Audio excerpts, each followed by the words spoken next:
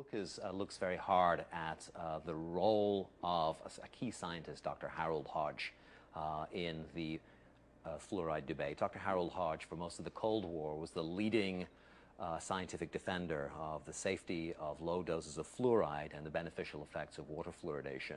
Dr. Harold Hodge, a distinguished toxicologist on the Rochester team, has carefully investigated the safety of fluoridation. Well, to put it very simply, fluoride is safe at 1 part per million. No scientist's word was trusted more by the health establishment than Dr. Harold Hodge when it came to fluoride. He was a very senior figure and operated at the highest levels for almost all his scientific career. This brings us back to the fundamental point. Fluoride is safe, and I think I can say in conclusion that there is no health hazard that justifies postponing water fluoridation.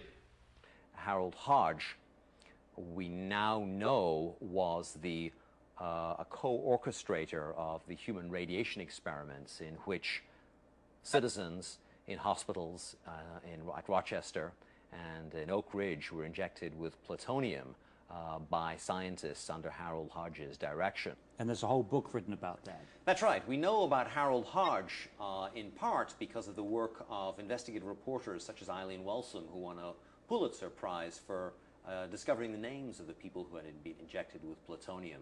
Harold Hodge's name surfaced in that book and surfaced in the subsequent presidential inquiry into the human radiation experiments. You join the dots.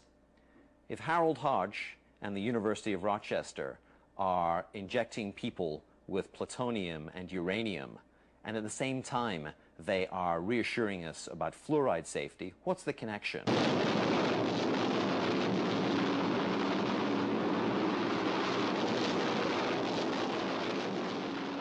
So what was the connection? Harold Hodge was the chief toxicologist of the Manhattan Project, the group of scientists and engineers who developed the atomic bomb in World War II and in the early years of the Cold War. Hodge was responsible for investigating the toxicity of many of the chemicals used in the production of the atomic bomb, and one of the chemicals of major concern was fluoride. The Manhattan Project needed enormous quantities of fluoride to make nuclear weapons, to make the bomb that was dropped on Hiroshima. So the Manhattan Project were concerned about fluoride toxicity.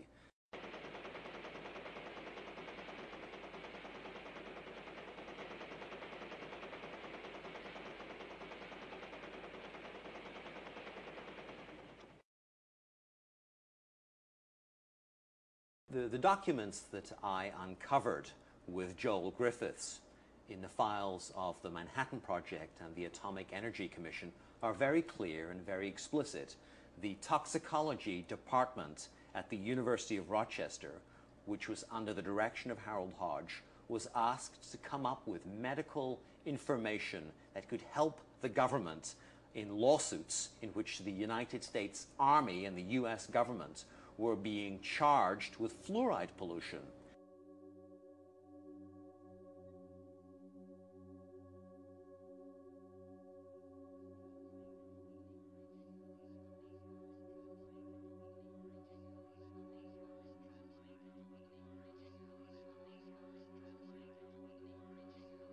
As has now been revealed by declassified government documents, the publication of scientific information collected by Atomic Energy Commission scientists such as Harold Hodge that could increase the chance of litigation against the bomb program by workers or downwind communities was forbidden. If water fluoridation was found to be harmful, then the US bomb program, as well as many other fluoride polluting industries, would have been open to massive litigation. So there's not a hope that Harold Hodge would ever say that water fluoridation was dangerous